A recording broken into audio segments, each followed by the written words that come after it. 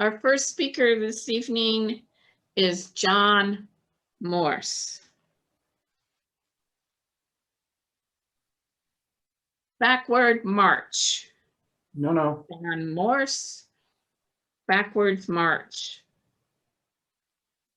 Mr. John Morse, the floor is yours. Going fishing. Be prepared. That's the Boy Scout motto. I believe in that. How many times have we heard that old cliche? Failing to prepare is preparing to fail. We've heard it over and over. Yet in life, there are times when we're confronted with situations over which we are totally and completely unprepared.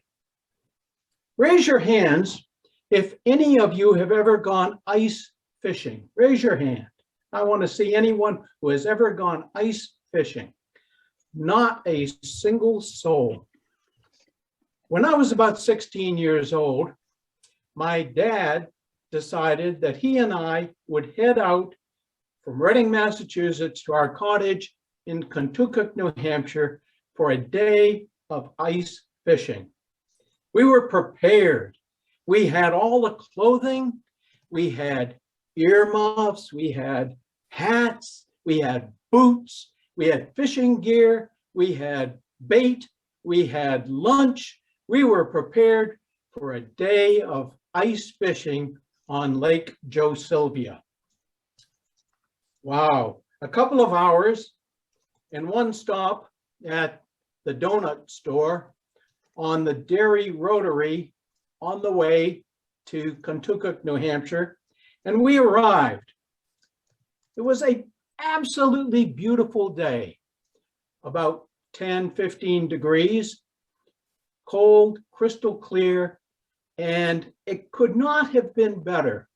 Lake Joe Sylvia is a very small lake located about 10 or 15 miles outside of Concord.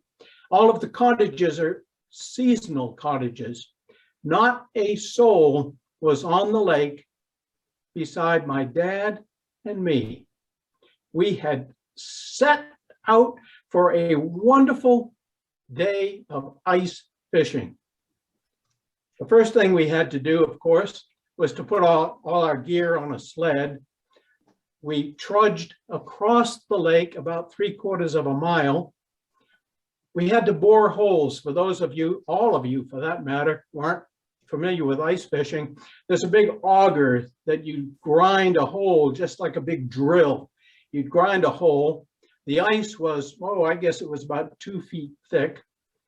And there was about 2 inches of snow on the ground. It was light, it was fluffy, it was dry snow. What a wonderful day we had set out for ourselves. We put all the tip-ups in. Again, for those of you unfamiliar with ice fishing, a tip-up is 4 sticks that stick on all corners of the hole in the ice. There's a wire that's attached to the top and it goes down, and when a fish bites a minnow, grabs a hold of it, the tip-up tips up, a flag goes off, and we go scurrying to that hole to drag the fish out. That's what fishing, ice fishing, is all about. We were ready. We had drilled the holes.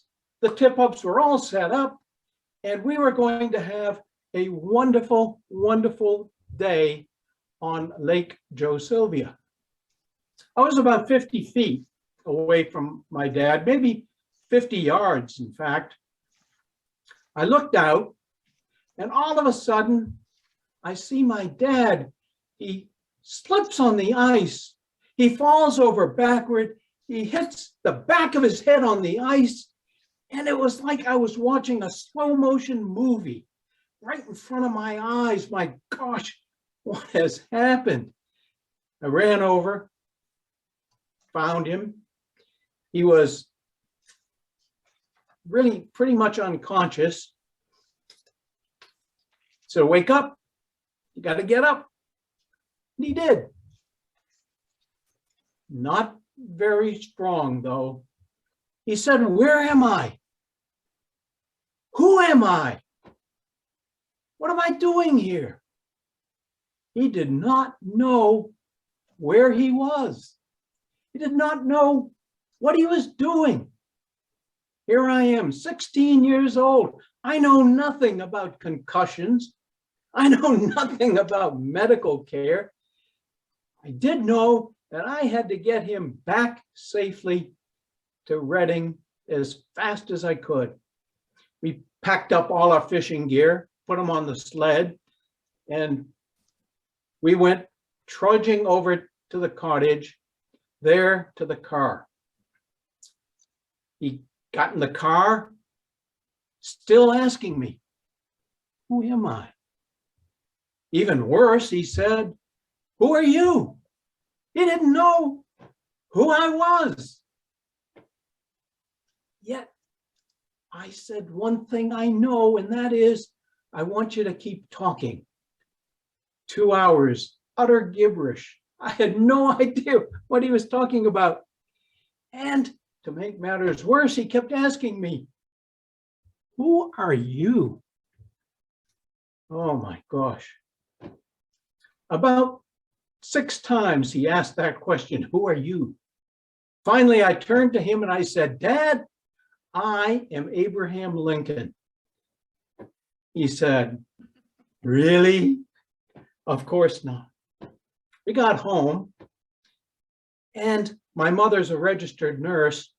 She immediately got him to bed. We called the doctor.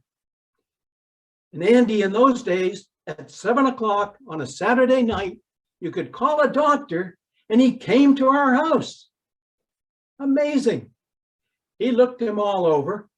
He said, "Physically, he's fine. There's nothing wrong with him. I think it'll take a little time for him to begin to gain his memory. Keep him in bed, keep a watch on him." And that's what we did. We watched, we waited, and sooner or later, he came around and began to know who he was. However, there was a slice of his life that he had no recollection of. He lived for another 30 years, and for 30 years, he never knew anything about our ice fishing trip. Not a bit. I believe in being prepared. I believe that every now and then, we all have to trust ourselves, trust our instincts, trust our judgment. There are times when we just have to do it. Madam Contest Master,